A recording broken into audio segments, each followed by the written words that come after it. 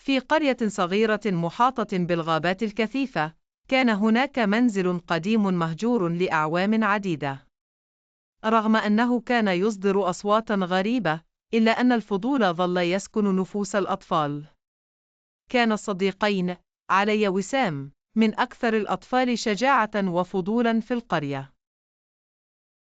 ذات مساء، قرر الصديقان استكشاف المنزل. اقتربا بخطوات بطيئة مترددة. صارت ريح باردة جعلت الأشجار تتمايل وكأنها تهمس بالأسرار. دخل الصديقان بحذر إلى الداخل وكان الظلام يلون كل زاوية.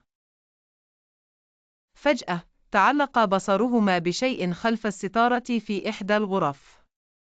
كانت الستارة تتحرك رغم سكون الهواء في الداخل. أمسك علي بيد سام وقال: علينا معرفة ما وراء الستارة. اقترب ببطء وحذر، وكان القلب ينبض أسرع مع كل خطوة. مد سام يده بحذر ليزيح الستارة، فوجد مفاجأة. كان خلف الستارة طفل صغير، يجلس بهدوء وينظر إليهما بعينين واسعتين تعبران عن خوف وحيرة. سأل سام: ما الذي تفعله هنا؟ أجاب الطفل بصوت مبحوح وكأنه لم يتحدث منذ فترة طويلة: كنت هنا وحيدا منذ زمن. تركني الجميع وخافوا من العودة. نشأ في قلب علي وسام شعور بالشفقة والعطف. قال علي: لن نتركك هنا وحيدا بعد الآن.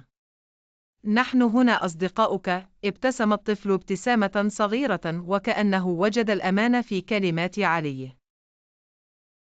قرر الأطفال الثلاثة البقاء سويا وعادوا بخطواتهم الهادئة إلى القرية، وهم يتحدثون عن خططهم لإعادة الحياة للمنزل المهجور. كان هذا اليوم بداية جديدة في حياة الطفل الذي كان خلف الستارة، وبداية الصداقة الحقيقية التي تجمعهم.